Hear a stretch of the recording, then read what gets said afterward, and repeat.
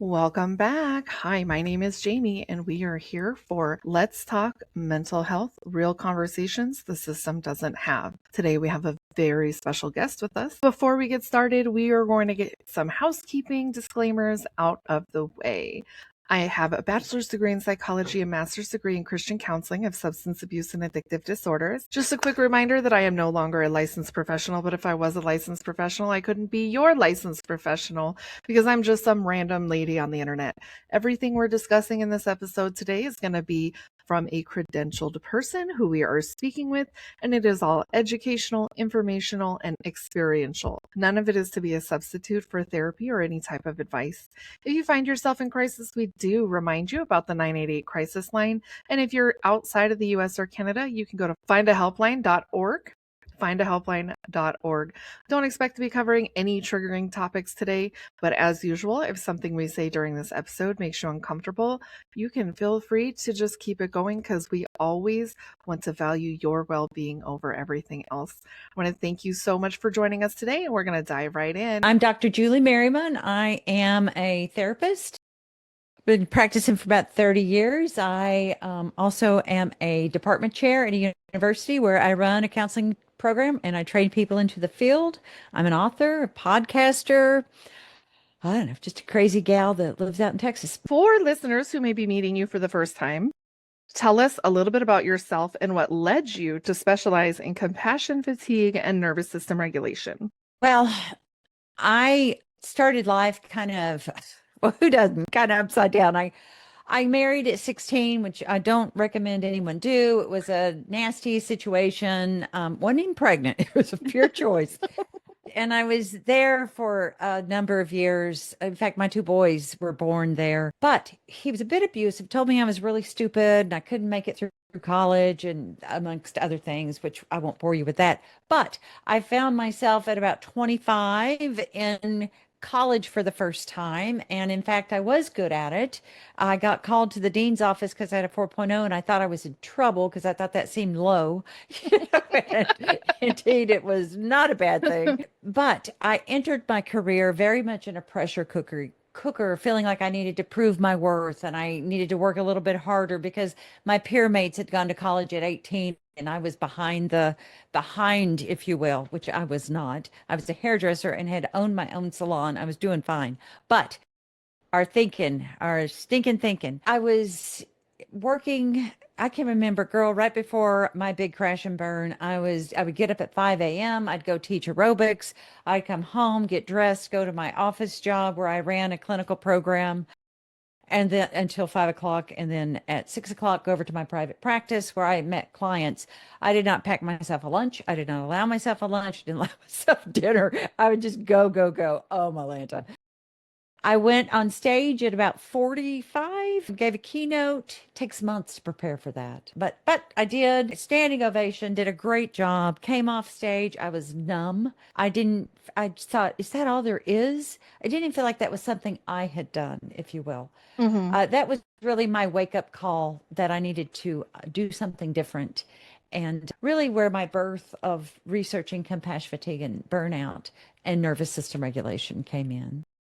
It kind of you remind me a little bit of me on my journey. Like I just kind of stumbled into where I am. I went to school and was like, I'm not what I want to be when I grow up. And I had like my midlife crisis when I was 39.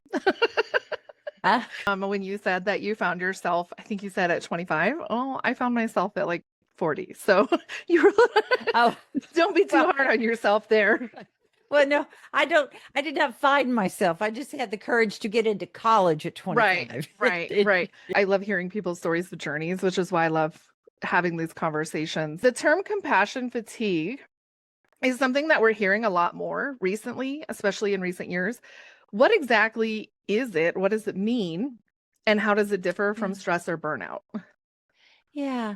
Well, I think they're all kind of muddled together in the witch's potion, if you will. But compassion fatigue, Sue Joyner coined the term. She was actually a nurse back in the early 90s. Charles Figley came along. He's a great researcher of compassion fatigue in the mid 90s and really, has done all the research around it. Compassion fatigue is literally giving everything. Every client I see gets a little piece of my heart. Every student I work with gets a little piece of my heart. My children get a little piece of my heart, and grandkids. You give more than you have to give, and you become empty and depleted, yet you still have to show up and give and give and give. Figley called it an occupational hazard of helping professions, and I think that's Yes. very true. Yes. And I think maybe the world is waking up to the fact that we can't just give and give and give, man. It's finite. It's Do not you think that infinite. we get compassion fatigue, even if not so? I understand the helping profession side because I do see it, but I also think that even the general public is starting to experience that a little bit Oh, when it comes to like world events. Do you think that's kind of becoming more common? well, I think anyone. I think that all of us give. All of us give. Helping Hmm. professions just seem, that's an umbrella you can put something over, but anyone who's in a relationship is giving. Right. And absolutely. And I think world events might be more, I think there's some desperation and helplessness that folds into that because it's beyond Hmm. our control. Right. I could see where that could fall in compassion fatigue too, because we can't control that outcome. We're wanting and Right. desiring something that we can't make happen. So, absolutely, that's going to take a little piece of your heart. I don't think, even though we're getting to discuss compassion fatigue more, especially in the helping professions, I do feel like there's still a gap in addressing it because I think sometimes people don't learn it until they're in it with the Oh, I know compassion that's the fatigue. case. You know, I know. yeah, I I, know that was the I've case for me.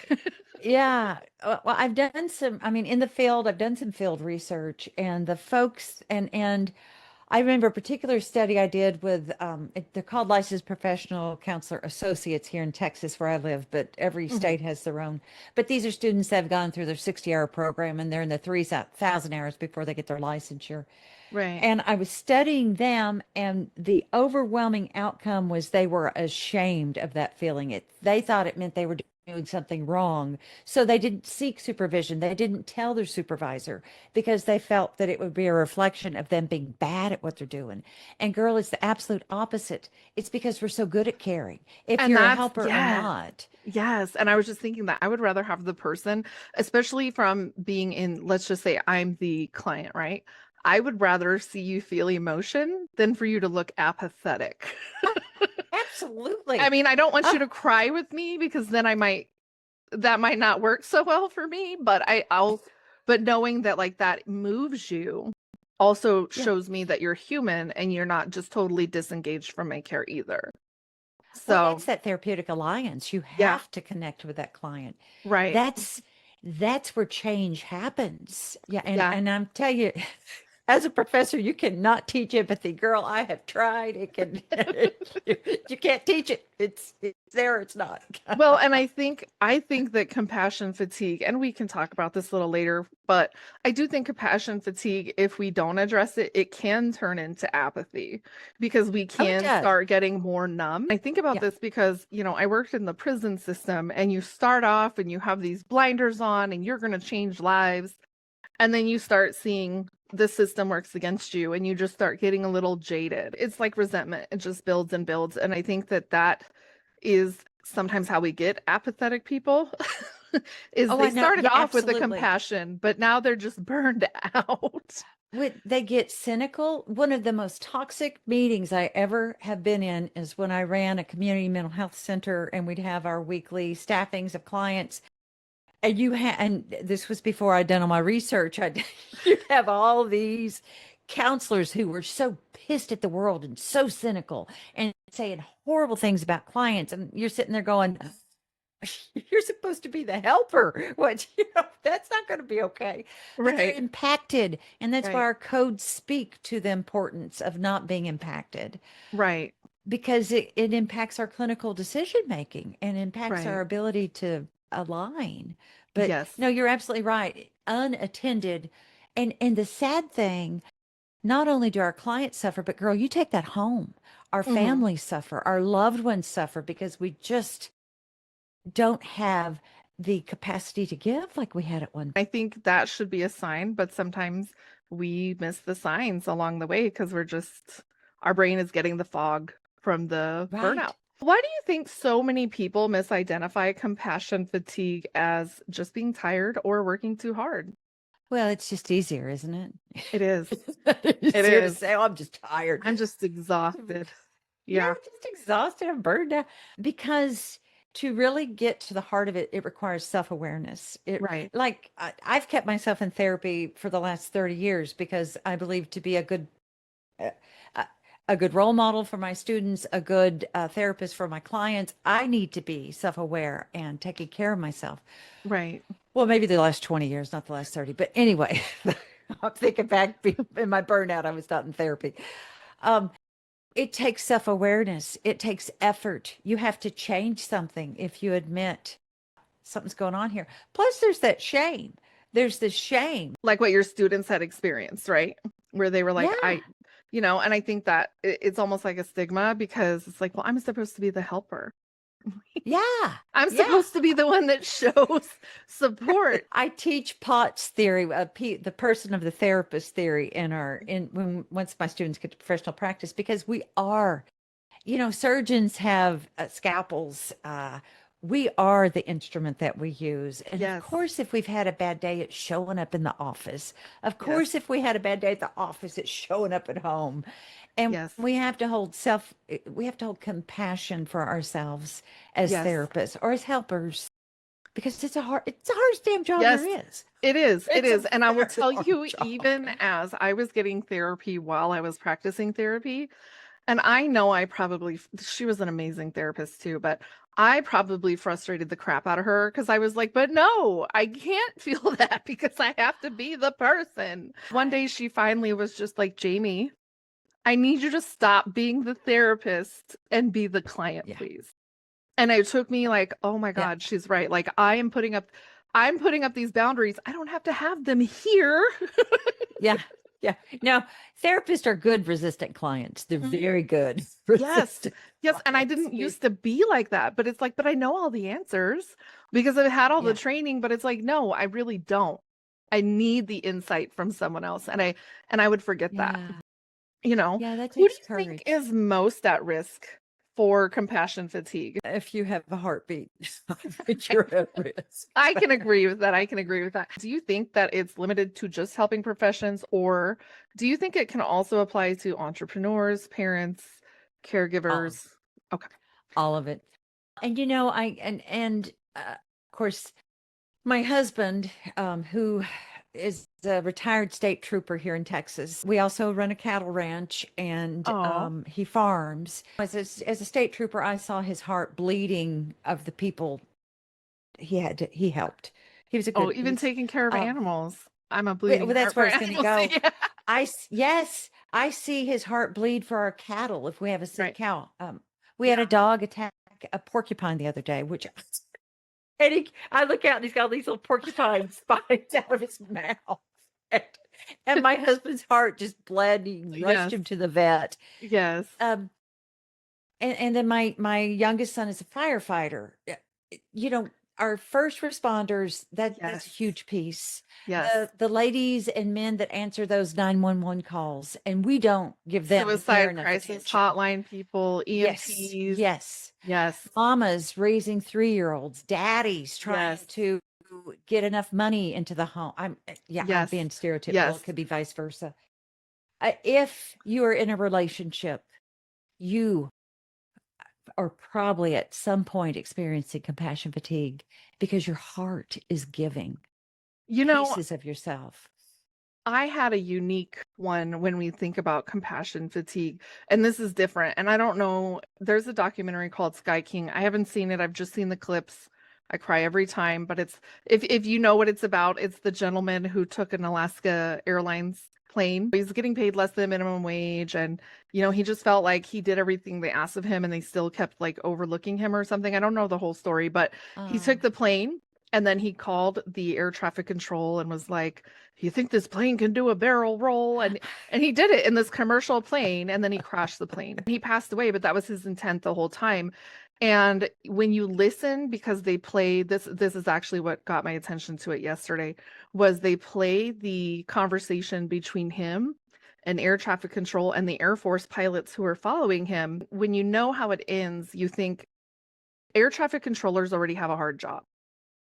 How do you think they felt? Like, they were so calm and everything, but, they already have a very high suicide rate, and I was thinking about they were so calm and compassionate and how that had to have affected them as well. Yeah. And I think Yeah. they're another profession where they're responsible for a lot of lives, and I think people Right. overlook that, and I think that they're probably not encouraged to get help because you have to be in a specific Yeah. state of mind for that job. I think there's professions we don't even think about that I think that get this compassion fatigue. That was one yesterday that I had never even thought about until yesterday. Yeah. You That's a know, hard job. yeah, Teachers, yes, daycare workers. I DCS mean, workers, even yes, family and court. even oh Lord, lawyers. I was I've worked where I was doing a lot of therapy with lawyers. Oh, bless their Yes, hearts. and those messy Yeah. divorces or messy custody Yeah. cases, and it's like the lawyers, and that's one of my goals for these discussions too, is to bring in the conversations from those perspectives because that takes a toll on our mental health. Mental health is partly environments, but it could also be partly our profession. It could be Yeah. maybe we're working all the time, so we don't take self-care, or we have these jobs where we're a prosecutor, see the most horrible stuff, and how does that affect the mental health? And I think it's really important to have these conversations. So I love that your whole Yeah. thing is compassion fatigue because I think it's so dynamic. It literally, like you said, anybody with a pulse is going to Yeah. get compassion fatigue. I took care of my grandmother with dementia. She lived with me 3 months and I had to put her in a nursing home and I felt horrible for that, but I Oh, couldn't do it sure. anymore. It was just too much for Yeah. me. And then she came home for hospice for 9 days. And it was weird because I almost felt nothing, but it wasn't because I didn't care. And then one day I finally said I grieved already. I had already grieved by the time she got Right. to this place. All I had to do was take care of business because the person I knew I lost when she lived with me those first 3 months because she wasn't who she was. We could probably go on for hours about that. I do think that it affects probably every profession, even people who work I for think you're right. themselves. You want to take care of your clients or Yeah. Well, I'm thinking of the school cafeteria worker. Mhm. As I was working on my doctoral stuff, I was a school teacher. I mean, a school counselor teacher. Anyway, I remember the cafeteria ladies, how they cared for those babies, Yes, yes, They yes. worried that Joe wouldn't eat or that Billy did. If you have a pulse, Yeah, you could have yeah, compassion yeah. fatigue. And Yeah. and if you don't ever have any compassion, I highly urge you to go get some therapy because you need to Yeah. find out why not. You've spent decades working with people in helping professions. Have you ever noticed if compassion fatigue is becoming more common, or do you think it's always been there over the years? It's probably always been there. I mean, because we're humans, Mhm. that range of emotions are there. But I think we're probably more attuned to things now. And of course, I'm probably skewed because I really focus on burnout, compassion fatigue. My new book is Are We Gonna Have Sex or What? But that's about nervous system regulation. Compassion fatigue can I affect that too. Which is why I wrote that book. Right. I mean, when the nervous system's dysregulated, you're not going to desire and pleasure go off the table. But I would say that I have noticed, because I've been doing this a long time, as my grad students are coming in, they are more attuned to being Right. open to considering compassion fatigue, Yes. considering burnout, considering, I mean, used to, I would, 20, 30 years ago, I'd tell a student, you're gonna have to go to therapy. Oh, I don't need to go to therapy. What? Right. It's like when I you're going do to be a I do counselor. think the younger generations are more open to it.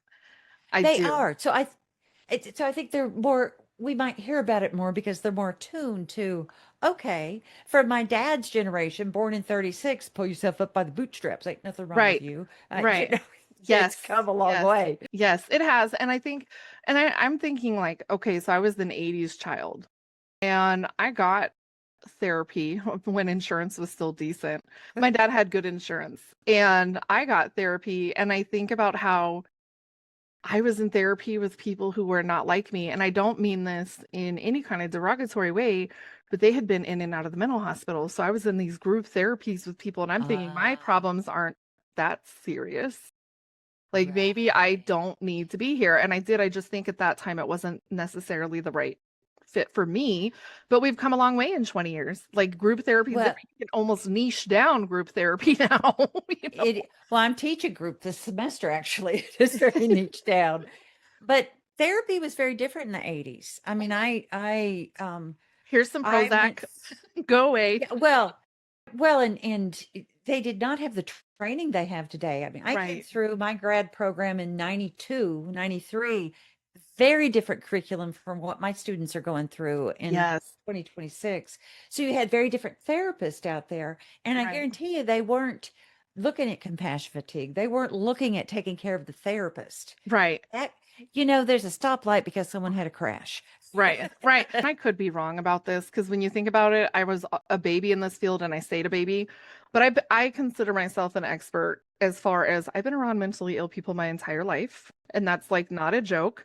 I went to school and I got my master's degree in addiction counseling. I've worked with inmates. I've worked with the kids of people that have been removed from drug addicts. And then I've worked with the dual diagnosis, right? So I do feel like I have a pretty dynamic experience. But I do think when you listen to people talk about their experiences over the years, even the people my generation or older, it sounded more psychoanalytic than what we do now. Now it's evidence-based practice. Now we're talking about CBT, cognitive behavioral therapy, EMDR that helps with trauma, prolonged exposure, like things that are very specific to the needs people have. And I think before it was very generalized. So I think that's probably It part of was, the yeah. difference too. And I think Uh, that's probably what makes the compassion fatigue more because before it was, I don't want to say people felt like it was just a job, but it was like, well, we got to figure out the why, right? Now it's like, how do we intervene? I think that and contributes. Joyner didn't even coin that term till the early 90s, and Figley didn't really bring it home till the mid 90s. So I mean, it's a fairly new Right. construct that's been researched. But you're absolutely right; it was completely different modality. Can you Completely, some of the imagine classics.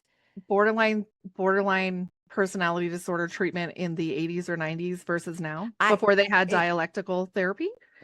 it it was it was very different. Those It was were my very favorite different. clients to work with was borderlines, and Yep. they were almost always dual diagnosed because they're Oh, trying to always. cope with their struggles, right? They're And self-medicating. I right. I did in my doctoral into residencies, I did I worked at a jail in Lubbock County, which was very eye-opening because I Yeah. had not been with that population before, and that's a great place for an addiction counselor to be. The That spectrum is so wild. It's to me, and I I think this is why I liked borderlines because it was a lot like addiction. You have your people who they really want to have insight and understanding, and then you have the people that are so far out there that they're just going to require long-term care. And that's you're always and just going to hope forever. for the best. You're going to do harm reduction Yeah. and hope for the best. I really hate the name Yeah. borderline. I think about how those people were treated in the 80s versus now. I read books like older books about psychology, and it was like I disliked working with borderline. So it became very stigmatized.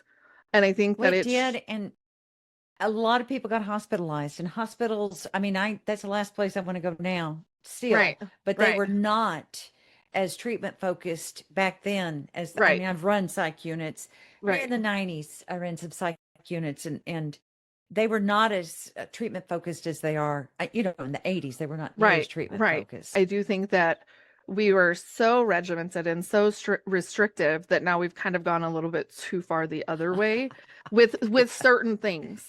Yeah. And I think part of that has to do with insurance. I'm not saying we need to open up asylums again because I'm all for human rights. I do think that the way we And treat mental health is also part of what leads to compassion fatigue. One of my most frustrating things was we had a client and he was not ready for discharge. And the insurance said he had to go within a week. I sat that client down and we did every assessment I could possibly think of because they love their assessments. I got him a 30-day extension with like 8 different assessments. And then they were like, there will be no more extensions. He was ready to transition, but he needed more time to transition. yeah, And that hurt. One, it's really hard to sit yeah, down and do 8 assessments, then interpret them and write up everything you need to write up to yeah. justify care. I think that leads to compassion fatigue too, is because if you ask me if I liked addiction counseling, I loved it. I loved it. Day one detoxers, that's my jam. I will work mentally ill people. I'm the mental illness whisperer. I love mentally ill people. They don't bother me. But if I have to talk to insurance, it's frustrating. We had a borderline client and they were like, why is she not coming to therapy? She's in a group home. What do you want me to do? Drag her out by her hair and make her come to therapy? I can't do that. Well, then she doesn't need care. Well, that's actually part of their problem is Yeah. they're not always going to do therapy. Like that's why we're here to begin Yeah. with, on top of my taking care of my grandma. But I think that's what led to my burnout. And I didn't understand at the Yeah. time that was part of my problem was compassion fatigue, but it was because of the system, not because of the clients, you Well, know? the system is set up to keep up. It, don't get me started on insurance. Oh, I I've know. quit I taking it. call Medicaid, Ugh. I call Medicaid a legal scam. Yeah, oh, it is. And the system is set up to wear us down so that Yes. we don't speak up. Because if we're feeling okay, we can look around and go, BS, Yes. I, Yes. I'm throwing a flag on this. But the Yes. more they can keep us beat down, the more the system Well, and just I think a lot of rolls. people don't know they want you to make a 5-minute phone call to get your 15 minutes of billing, and it's a legal scam. Now Yeah. I understand. I used to get mad that providers wouldn't take insurance, and then now having had that experience, I understand why. Because my God, you can bill for everything, but you can't bill for anything without this, or this. Yeah. And then even then, your going rate is X amount of dollars, but we're going to give you like 10% of that, okay? Yeah. Like, Yeah. and Well, that leads and to fatigue. well, it does. And for my clients, their health records are not protected. Right. The insurance is very nosy. Hmm. Hmm. And they don't forget. I mean, they can look at my stuff and from 1963, they got information on Well, it. and then that even, and I'm not going to go too far off track with this, but then you think about HIPAA and how many times HIPAA's been breached. And the one thing I learned recently within the last couple of years is HIPAA doesn't mean shit to you as the average consumer. They make it sound all good. It really only matters if a hospital breaches HIPAA and multiple people find out about it, and then it's a big deal. Long story short, we had somebody disclose HIPAA information. I made a complaint. They don't care. They don't care. Literally, if we get through litigation and we win our case, then they'll care. That's it. And so to me, HIPAA is almost a useless law because one, the people you have to provide it to don't always protect it, and that's Yeah. your insurers. How many times I've gotten, I don't know how many things, and I'm like, well, my whole life is public. People should have that right to privacy. And yeah. Anyway, so without getting on too much of a tangent, but I do think all of these things are relevant to compassion fatigue, which is kind of how we ended up But they there. are. They absolutely are.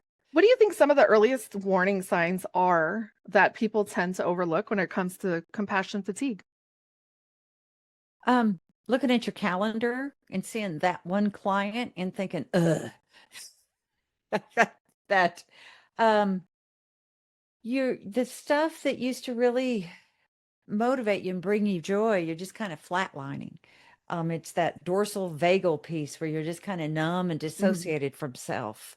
If you wake up and you Not, feel that way, yeah, you don't even have yeah. to look at your calendar. If you wake up and feel that way, there's something wrong. S- Something is up. That's absolutely right. There's this sense, well, also maybe you're perseverating on a certain client. Yes, One, yes, you know, yes. I had a client who was very narcissistic, but they had been raised in foster care. And so I understand now. uh, Sometimes those people with those narcissistic traits, it's a survival trait that just never leaves them. They don't really mean to be jerks, but they're just so used to never having anything that they suck the life out of you and they get your attention. And it's not always intentional. And I think about stuff like that, and I think it's hard not to empathize with that. One struggle I've had, and I still have, even though I'm not even a therapist anymore, is I understand the behavior sometimes too much. And just because I understand the behavior does not mean I have to grant somebody grace.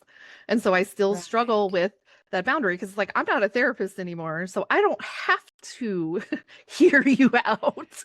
You are not my client. So if you were going to talk to me this way, and I think it's a struggle that as a therapist, you can sort of put it in a file and lock the key. But then I came out of the field and I still struggle with, oh, I feel like I need to listen to them because I understand it. And it's like, no, I don't. I'm a civilian now. That's how I look at it. I'm a civilian now.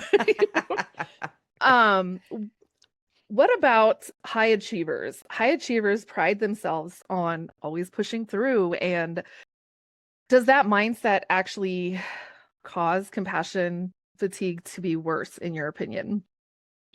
Well, it's certainly going to cause that nervous system dysregulation to be worse. And a lot of that, you really have to check your schema from what was encoded from childhood. So often we learn that our value is tied to our production. We're only Right. worthy if we're busting our ass to get something done. Right. I'm exhausted, but I got to push through because I'm over responsible and I'm over functioning. We think we And I have to said earn I would. rest. Yes, yeah, or earn our right to be alive. Right.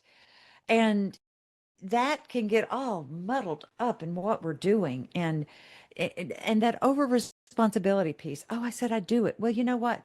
First, if we're impacted, it's okay to reschedule an appointment Yes. because Yes. a client deserves a full therapist to show Yes. up. A human, I don't care if you're in therapy or where you are, it's okay to reschedule Yes. if it's just not happening. And it doesn't mean you're not a good person. I think people don't realize how much of a role pushing through plays in breakdowns or just illness. I used to get No, really sick every time I took a vacation. You know why? Because I'm just going to push through. So then I didn't yeah. even get to enjoy my time off because my body was finally like, all right, you're relaxing finally. Time to get sick. And yeah, well, the immune suppression has been happening I ended up with breast cancer from just ignoring stuff for so long. The immune suppression is Right. real. Right. Stress is real. Living on a cocktail of adrenaline and cortisol is going to have its it's going to have its day. Yes. And saying no is a complete sentence. You don't owe anyone another explanation, and it's Yes. okay. Yes. But You never have to girl, justify your no. no, no, because it really waters it down when you're tap dancing around. But we swallow our truth to keep the peace for so long Right. that we lose a piece of ourself every time Right. we do that. Well, and I think that goes back Um, to the schema that you were talking about.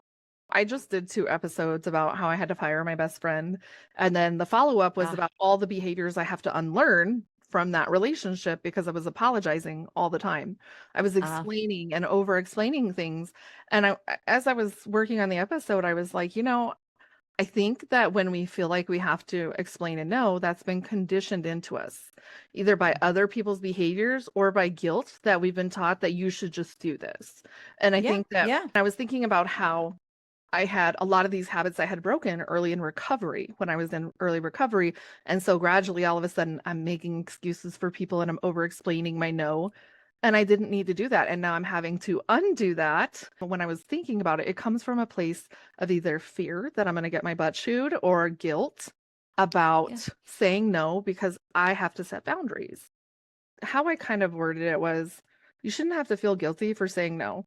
That person doesn't feel guilty for asking you 90% of the time. And if they're guilting you, they definitely don't care how you feel. So it is okay to say Well, no and not explain anything else, you know? boundaries really help you understand who belongs in your life and who doesn't. Yes, yes. If you set a boundary and they don't like it, then you know who's in your court and who's not. I think boundaries are a natural filter. I The mean, the trash takes itself out, sadly. they, yes, yes. And I think not shame, resentment, because a lot of times when we're overdoing and overfunctioning, resentment is a natural thing that comes up because we're not getting our own needs met. We're trying Right, to meet everyone else's. Our amygdala is scanning the environment. What do you need instead of right. taking care of ourselves? I think resentment is a very sacred emotion that if we will Yes, just attune to it, we can really learn a lot about ourselves yes, instead of having all these judgments that, oh, I shouldn't feel yes, that. BS, whatever feeling you have is the yes, feeling you're supposed to have, yes, and learn from it with yes. curiosity and self-compassion. And I You'll think get so resentment comes from 2 things, jealousy or somebody impeding your ability to do what you want to do. Somebody like maybe raining on your parade. I really think it comes from yeah. like those 2 places because most of the time, if you're resentful, there's an underlying, to me, resentment and anger are secondary emotions. They are not primary emotions. I Well, the think anger they're, for sure is, yeah. yeah, because I think that if you're angry about something, there's something underlying and you have to figure that out to figure out why you're angry. Social media has created something that we didn't have 20 years ago. Parasocial relationships are now kind of a big deal because people start to feel like they know the creator, even if they're like not friends. Do you think that those can become emotionally draining? And do you think they can play a role into compassion fatigue? I think so. I especially if you're getting some hateful comments and you're like, "Oh Yes, my God, yes, what did I do to do that?" And I've learned to just not yes, respond or delete. It's yes, like I have the space for you to have whatever opinion yes. you want, but it's none of my business what you think about me. That's Right, my right. boundary. You know, 20 years ago, Uh, I would have cared. I'm in a place now where I'm like, I'm 44 years old. If you have nothing better to do than insult me, I'm definitely in a better place than you because I got better things to do than I troll people. Yes, sweetness. That's really about you. There's some I can't remember her name, but there's influencer for lack of a better word that she has Trash Tuesday where she she'll roll her trash can out and she brings up someone that said a lot of shit about her that week, and it is hilarious. And Oh my she gosh. just releases with love, like, I You know love what? you for doing it. Thank you. I love those because I think people need to see that, like, they're human too. And instead of insulting them back and playing into their game, especially because sometimes they're just bots, instead of playing Oh, their right, right. game, there's a girl over on TikTok and she's in the adult work industry. And so she gets a lot of commentary and she doesn't even really talk about that on her page, but people will say stuff in her comments and it's really cute. Instead of like lashing out, she'll take their profile picture and she'll be like, "Today we're going to do our makeup like my haters do." And then she puts their Oh, but it's so cute yeah, because the whole time she's actually complimenting. She has these really cute little like 90s eyebrows, so we're going to draw them on. And like I think that's the best way to respond because yeah, when they say kill them with kindness, it's so easy to react to insults. But when you give somebody the opposite of what they're expecting, it's almost like it stops. Not always, but it well, does stop. and it protects our energy because when negative energy runs through us, it impacts us. I do a lot. I'm a yoga therapist as well. I'm trained in a lot of stuff. I'm old, but I look at yeah, Both of us. at 63, I've done a few things, but so I look at chakra work, and if you look at the vagus nerve and chakra Yes. system, same thing, Yes. different language. Yes. But if we have that negative energy run through us, it impacts us. And if we can Right. approach it with more of a loving energy, that's Right. going to protect us from compassion fatigue as well, because we're Right. not draining. Right. And I also think that it gives us a little more power over our emotions instead of letting someone else have power. So I was the person 20 years ago, if you told me I couldn't do something, I would believe you. Now I'm the Uh, person who, if you tell me I can't do something, I'm gonna make it my life's mission to prove you wrong. Like, and even if I have to die on that hill and eat humble pie, you are not going to tell me I can't do something because I would rather try it and fail than never try it at all and just believe that you were right. And I yeah, think that yeah, in a way, those creators, like the one you were talking about and the one I'm talking about, they're putting a twist on, okay, say whatever you want to say. I'm going to yeah, show you grace that maybe you don't deserve or you do deserve. Maybe you're like this because somebody talked to you like this. Do yeah, you think absolutely. that, and this is more in the creator space, but I think we have creators in all fields, including therapists. And do you think that creators may genuinely care about their communities like a little bit too much? And because they're not a therapist and they haven't been taught room management or group management or boundaries, this could be problematic for them. Well, I'm gonna be honest, and I mean, I've got a social media team, and I've got an online business manager. Uh, I'm a PhD prepared therapist. I've been practicing for 30 years. I have a little problem with influencers who are out there trying to do mental health and handle things that they Yes, don't need to be handling, yes. which I know isn't the question, but No, I that's agree with what came that up for me. because I do Um, think that it does tie into this. I spend in a 60-hour program, I spend 60 hours trying to teach my students to have boundaries, to Right, know how to not take on people's stuff, to know right, how to handle situations. And an influencer who doesn't have that master's degree right, in, in therapy right, is going to take on some stuff and does right. run the risk of being horrendously not only compassion fatigued, but maybe even mentally health challenged Yes, because they don't know how to release things and yes, set the appropriate boundaries. And those clients could be impacted as well because he or she may not know to right, not, because I have a code of ethics I'm operating by. And I right. know I don't care if I'm in my influencer space or my therapy space, there's lines I'm not going to cross. Yes. Yes. And it's like talking to AI for therapy. It really I- is. It's a double-edged sword because, well, one thing I have a live agency over on TikTok. So I help creators figure out what they want to talk about. And we've had a few that want to do like advocacy work in domestic violence or addiction. And so I'm like, oh, I'm so glad you're working with me because the first thing you need to learn All is that you right. give people resources. And if they will not act on those resources, you have done all you can do. You cannot want it more than them, and that's your boundary. And I love that Yeah. they're with me because a lot of people don't Yeah. understand that. The other thing is, if you're going to go live and you're going to talk about these things and you're not credentialed, you better be talking from educational experience, lived experience, or just opinions, because Yeah. you don't know who's watching you that might take what you have to say and it's not an appropriate piece of advice for them. One thing I do like about TikTok, they're very sporadic in how they enforce things, but one thing they're getting better about is if you get on there and you are not credentialed to be talking about something, it can go against your account. They can take your live privileges and you might have to prove that you have the credentials. And if you can't, they're not going to allow you on there because they don't want people providing health advice that are not health advisors. And that has to Well, do, I think, a little bit with the FTC regulations as well. But you have to be careful who you're listening to. But the other aspect to that is there are a lot of people in the professional space who are therapists, licensed, or like me. I always tell people I'm unlicensed and I can't be your therapist because I'm just a random person on the internet, even if I was licensed. One of the other issues we have is it's so easy for your patients to find you now. You can be giving advice online, but you still have to be mindful of the fact that your patients may come across your content. One area of concern for me that I'm particularly passionate about because of an experience we went through is we had an experience where we believe, and I'm going to say we believe and we allege because we're keeping it legal here, that a therapist used therapy content inspired by those sessions for YouTube content.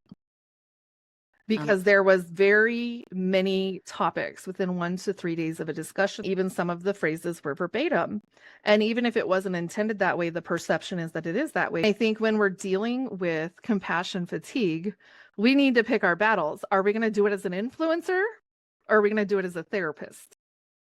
And yeah. if we're going to do it Yeah. as Well, both, then we need to have some discernment in how we're doing it. So we get all this education and we can still make mistakes. I had boundaries drilled into my brain. So I was afraid to even tell my own personal recovery story because I didn't want somebody coming across my page and comparing their journey to mine. And I know that like that's me, that's my morality, that's my ethics. I was struggling to keep up with work. I couldn't be trying to keep up with internet relationships too.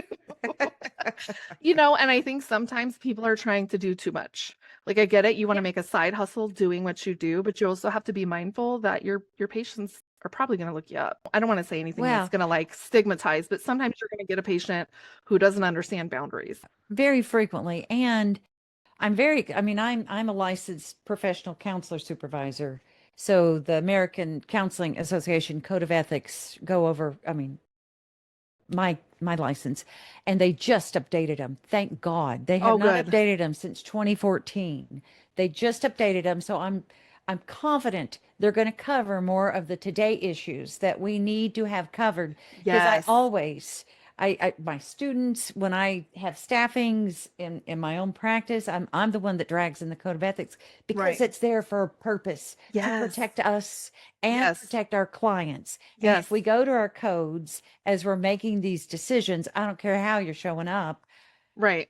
If you're showing up in your influencer or your counselor, I'm licensed, I'm an LPC no matter where I Right. show up. So I Right. need to Right. bring my codes with me.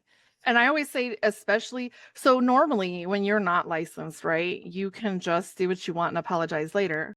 When you are a licensed professional, there's a consequence to that. Yeah. You need to, Yeah. if you're in doubt, you need to go ask for assistance. And you probably should document it too. So that way you can show I did Oh, get guidance.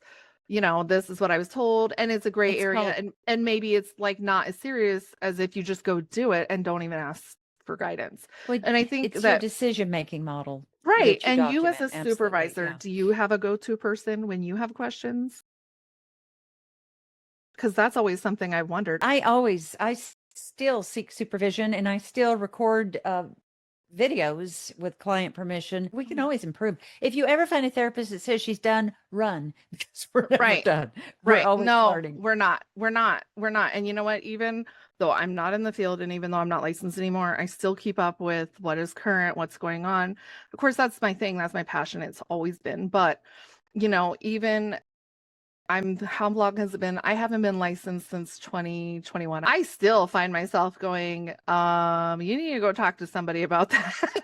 Not me, but here's my opinion, but you need to go talk to somebody about that. And I'm not licensed, but here's my opinion. This is what I would do. Go, here's a recommendation. Yeah. So you're right. Like we Yeah. never turn it off. And unfortunately, I was the therapist even before I was a therapist. I've been that way since I was a kid. Seriously, I don't know why, but I've always had that gift. And I think that plays a role in like burnout as well, because some of us are just Oh, naturally healers. you can't turn it off. Right. At the airport, I get called up to the ticket counter because someone's asking me something. I'm like, how in the hell did you know I was a counselor? Excuse me, I'm on vacation right now. I'm not clocked in.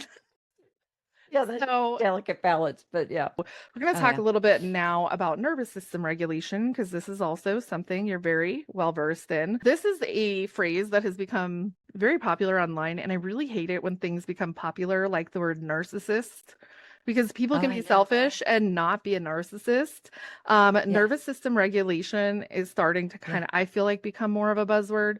But for somebody who's hearing it for the first time from a professional, what does it actually mean versus what they might think it means? Yeah. And you're right, it has become a buzz. And I don't know if you've seen the controversy over Stephen Porges' work and the 91 neuroscientists that looked at his stuff. Anyway, that's an aside. So what I would just invite everyone to bring their shoulders up to their ears and clench their teeth a minute and hold their breath and then let go. And that's the opposite. When you're here, you're probably in a very braced, dysregulated nervous system. Yes. But then there's the dorsal vagal where you're numb and dissociated as well. Our Right. nervous system is a very primitive system that Mhm. was designed by the universe to protect us. It's just doing its job. When we were being chased by saber-toothed tigers, dinosaurs, and such, maybe Yes. those poor people being chased by bisons in Yellowstone. Yes. Right now. Yes. With That fight or flight lizard brain. That's where that comes Yes. from, folks. Yeah. It's to keep you safe to go. But Yes. in today's modern society, we stay in a well, let me just stop.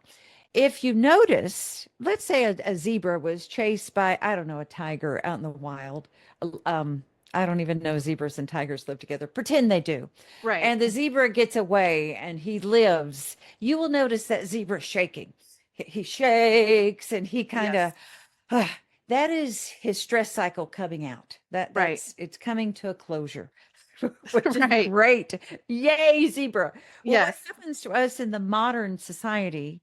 We stay in these stress cycles. Oh my God, I'm late for work. Oh my God, that client didn't like what I said. Oh my God, I forgot to pack my husband's lunch. Whatever the F it might be, Right. we create these constant saber-toothed tiger situations Yeah. that never come to a full stress cycle close. So we have these open stress cycles, and Mhm. our nervous system is doing the amygdala is scanning. We're scanning, and especially I can speak for when my kids were little. They're in their 40s now, but when they were little, I was always scanning the environment. Blake, what do you need? Cliffy, what do you need? I mean, husband, Right. what do you need? I'm scanning 24/7, trying to figure out the other people's needs before they even effing knew their needs. Yes. Yes. My nervous system was dysregulated constantly. Yes.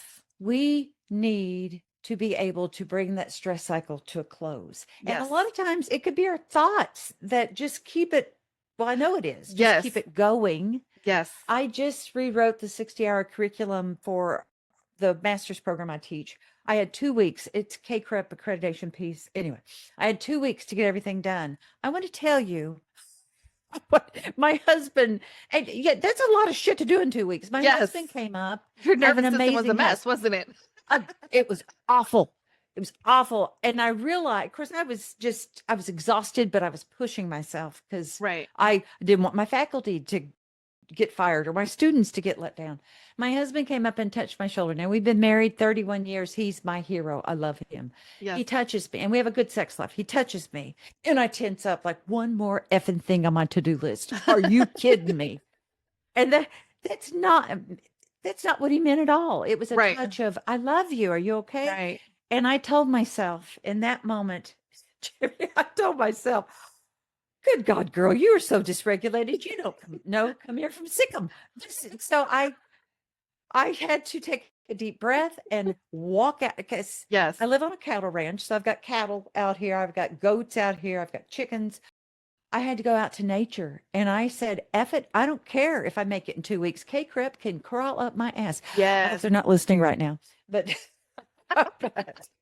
Hey, you but were I just go having a out- moment of self-care was in having a moment. transparency.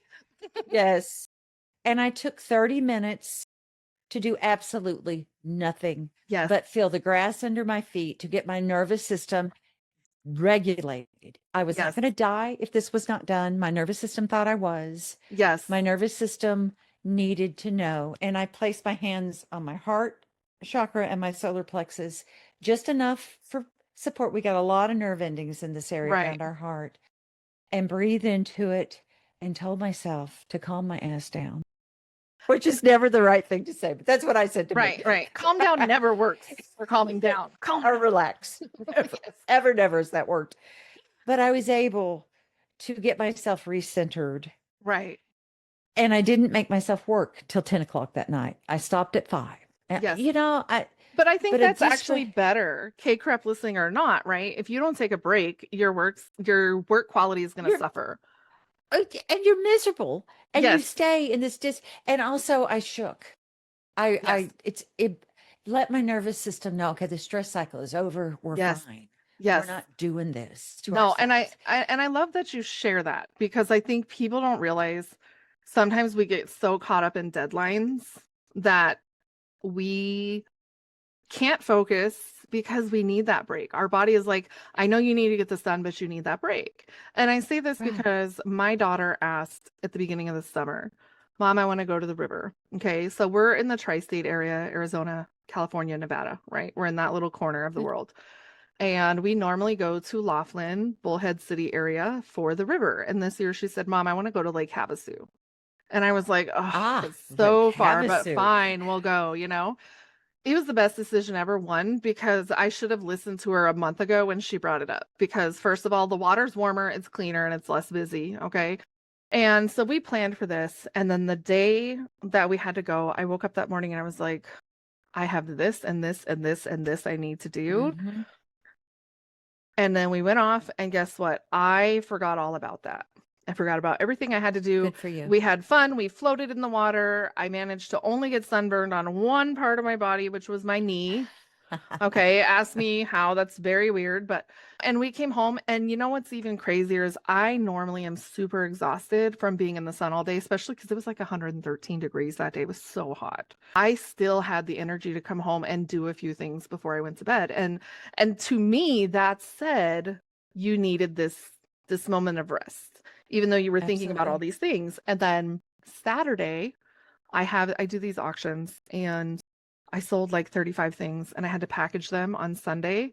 And Sunday night, it was time to do auctions again. And I said, I don't have it in me. I'm not going to force it. I don't have it in me. I need a break. And so then I took a 2-day break, and I said, from now on, I'm taking Sundays and Mondays off because I do these other things. And I just need those evenings for myself. And it's like, you have to be willing to set it. For me, I have to schedule time for myself. Otherwise it won't get done. Straight up. Like Yeah. at the end of the day, that's my time to go do my hobbies. From early in the day when my brain is awake, we do everything else, because if I try to do things till 10, 11, 12 o'clock at night, then I get nothing done. And I think Yeah, that's yeah. something that people don't factor in to nervous system regulation.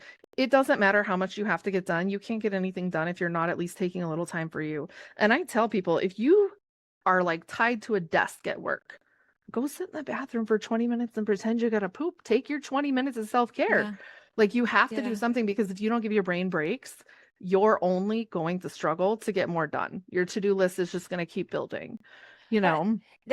And brain research backs that up. When we are dysregulated, our frontal cortex is not as available to us. Yes. And it is that's stress does that. That's why so many mistakes happen. That's Yes. why we're grieving. We go Yes. back and look and think, my God, I can't believe I even did that. Who did Yes. that? Yes. It is called for, and research backs it up. You must go rest. Right. You mu- and I I researched this shit and I found myself in that point. I had gotten caught up in the deadline and the threat, and those were things I created. We often are the ones that hold the key to the cage Yes. we're Yes. in. Yes. And To- we need to understand that it is okay to take breaks. And if you're like me, one of my struggles would also be like, I don't think I got anything done today. So for like 2 weeks, I would write down everything I did that day. And now I just highlight my to-do list so I can go back and see all of the things I did. But there was a point where I'd say, I feel like I've been working all day and I did nothing. And so I was writing down everything. I brushed my teeth. I took a shower. I put in a load of laundry. I did this, this, and this for work because I would think I did nothing. And it was like, I actually did do stuff all day. I'm being way too hard on myself. And now I Yeah. just highlight stuff. I started this, but I didn't finish. I finished this. We have to find ways to help regulate our nervous system. Yeah. And I think that's important too. It's very important. And I'll tell you the beauty of being 63. I used to make myself do like 15 things a day. Now, if I do two things, I'm happy. Girl, I understand that so I'm much. I done. have a list of 3 priorities. What are 3 things that have to get done today and what can wait? And I pick my Yeah. 3 things, and Yeah. at a minimum, those 3 things get done. And I allow myself even room for grace. Let's say I wake up and I'm not feeling good, then I'll pick the thing that Right. has maybe a deadline, whether it's like balance the checkbook or pay bills or something. I'll pick the Yeah. thing that has to be done or it's going to cause me more headache. And I think Yeah. that we have to find, and it's going to be different for each person. And that's what I Oh, tell people, absolutely. And day all to this. day. Yes. Yeah. Yeah. And especially like if you work for yourself, especially, you have to kind of adapt constantly. And I think that's my biggest struggle has been I don't have any structure because I just do what I want when I want.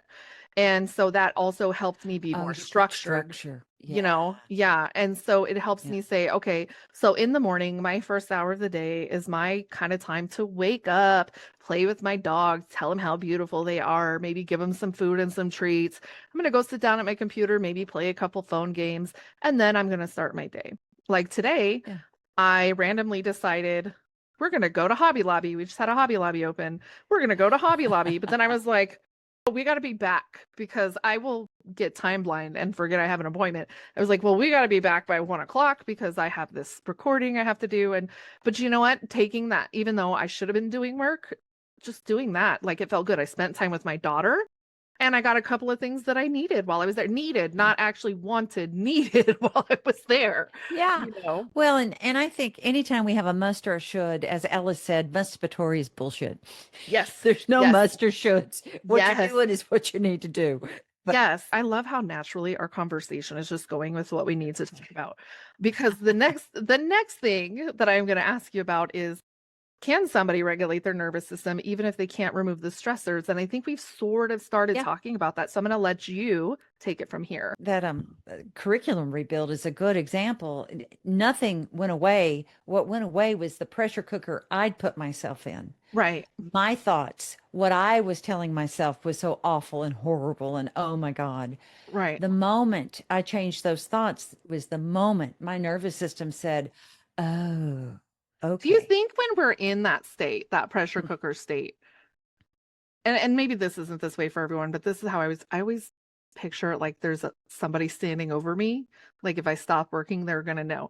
And I think it's because when I've worked, I used to always do busy work just so it would look like I was working even if I had nothing to do. And so You're because I afraid didn't of want getting in somebody trouble. right. I didn't want somebody and so I think that somewhat that's I still do that, even though I don't have somebody standing over me.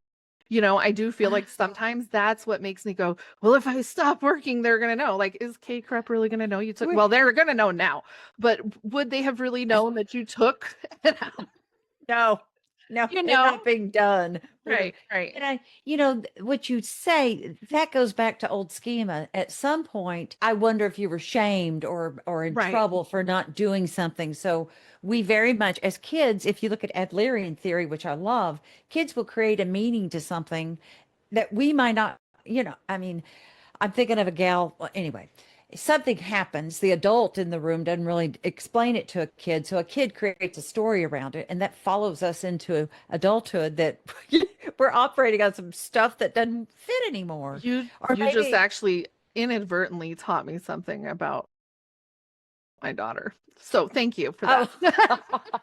Because now it makes sense why she does things the way she does. Because, and one of the things she's told me is you aren't very clear with your instructions at all. You oh, just said go do this.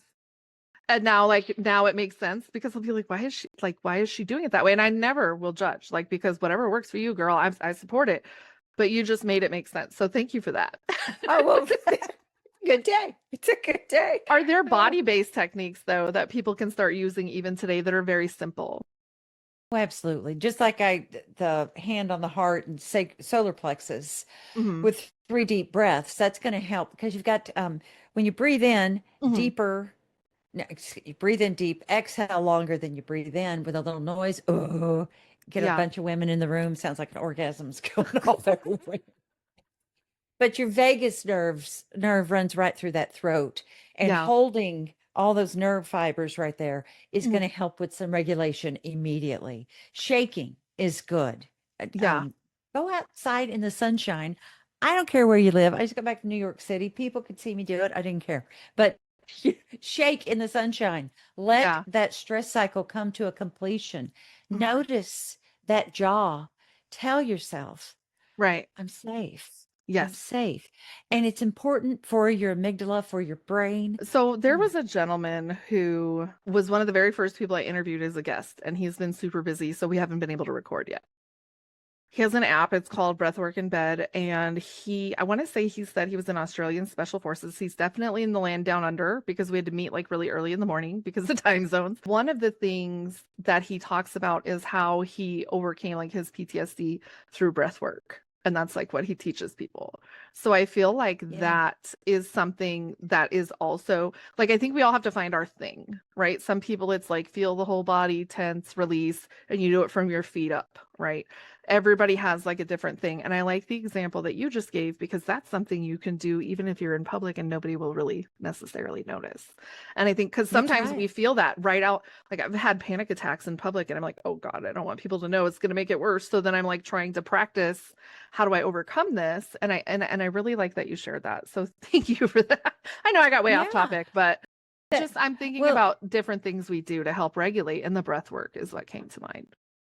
breath work is eminently, and and it's free and it's always available to us, the breath Yes. work piece. Yes.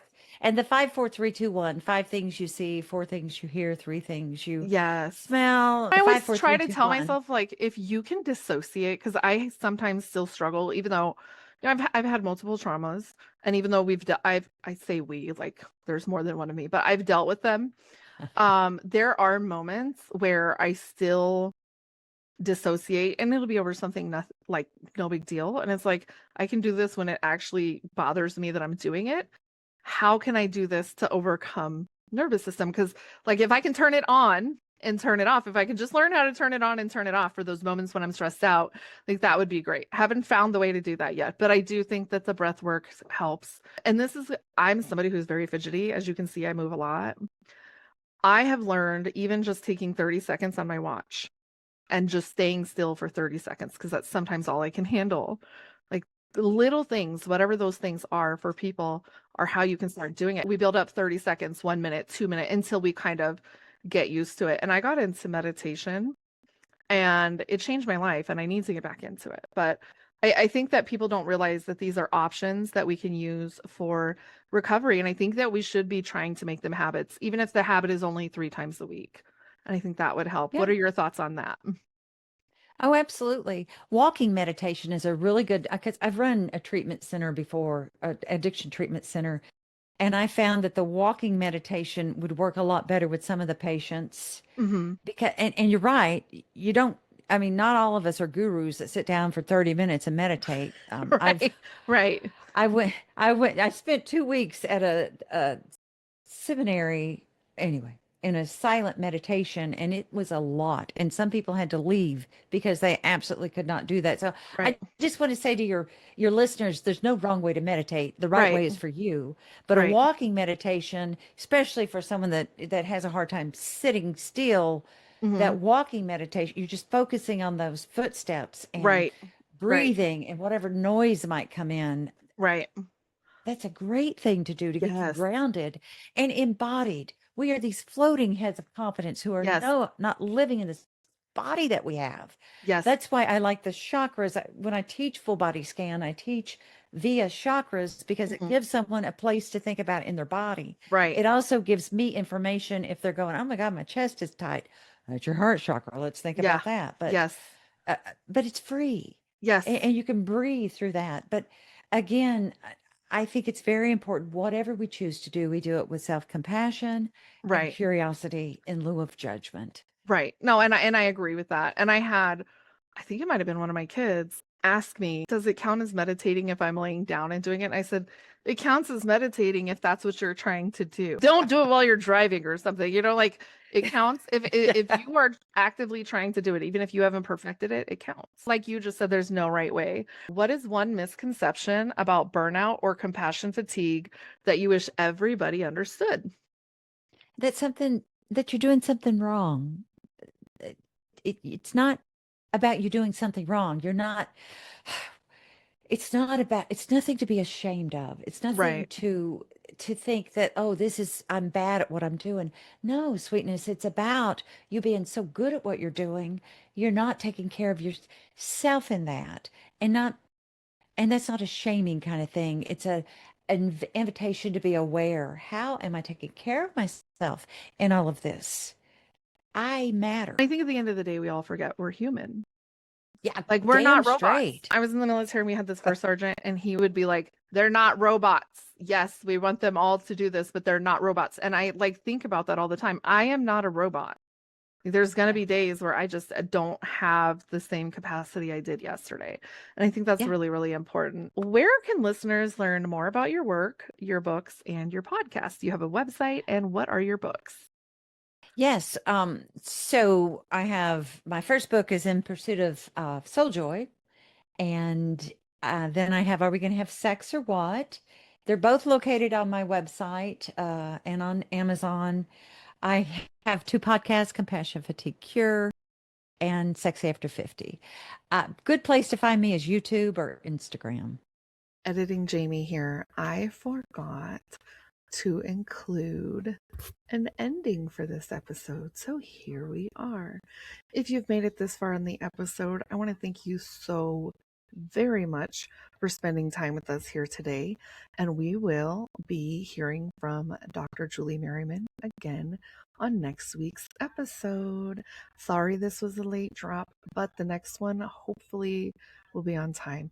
I hope you all have a wonderful rest of your week.